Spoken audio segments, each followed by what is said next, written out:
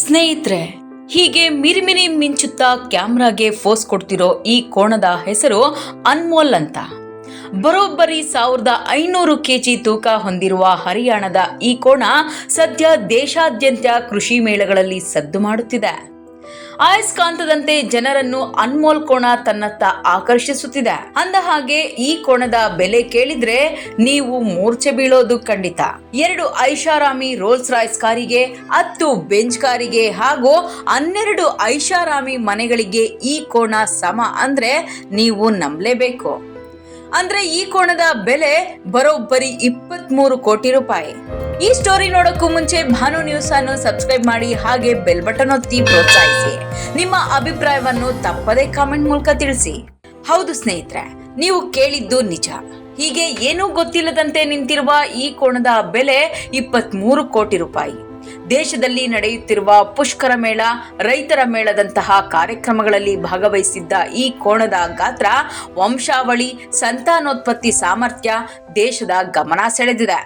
ನಿಮಗೆ ಇನ್ನೊಂದು ಆಶ್ಚರ್ಯಕರ ಮಾಹಿತಿ ಏನಂದ್ರೆ, ಈ ಕೋಣದ ಆಹಾರಕ್ಕಾಗಿಯೇ ಪ್ರತಿದಿನ 1500 ರೂಪಾಯಿಯನ್ನು ಖರ್ಚು ಮಾಡಲಾಗುತ್ತಿದೆ.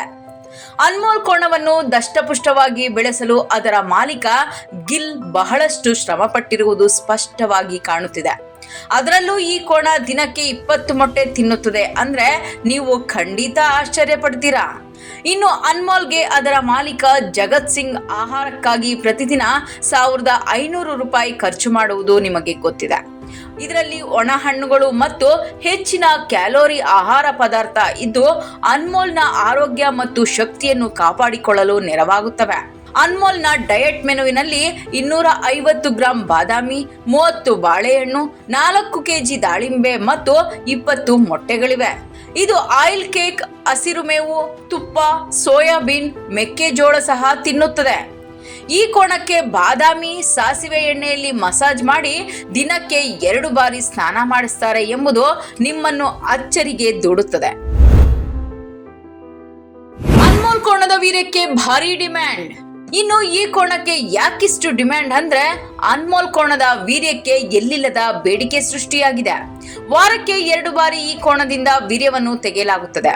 ಪ್ರತಿ ಬಾರಿ ತೆಗೆಯುವ ವೀರ್ಯವನ್ನು 300ರಿಂದ 900 ಜಾನುವಾರುಗಳ ಗರ್ಭಧಾರಣೆಗೆ ಬಳಸಬಹುದು.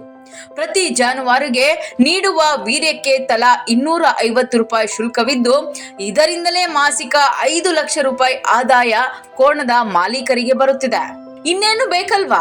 ತಿಂಗಳಿಗೆ 40ರಿಂದ 50 ಸಾವಿರ ರು ಕೋಣಕ್ಕೆ ಖರ್ಚು ಮಾಡಿ ಅದಕ್ಕೆ 10 ಪಟ್ಟು ಆದಾಯವನ್ನು ಪಡೆಯುತ್ತಿರುವುದರಿಂದ ಅನ್ಮೋಲ್ಗೆ ಭಾರಿ ಡಿಮ್ಯಾಂಡ್ ಸೃಷ್ಟಿಯಾಗಿದೆ. 23 ಕೋಟಿ ಕೊಡ್ತೀನಿ ಅಂದ್ರೂ ಕೋಣ ಮಾರಾಟಕ್ಕಿಲ್ಲ. ಈ ಕೋಣದ ಸಾಮರ್ಥ್ಯ ನೋಡಿ ಅನೇಕರು ಅನ್ಮೋಲ್ ಖರೀದಿಗೆ ಮುಂದಾಗಿದ್ದರು.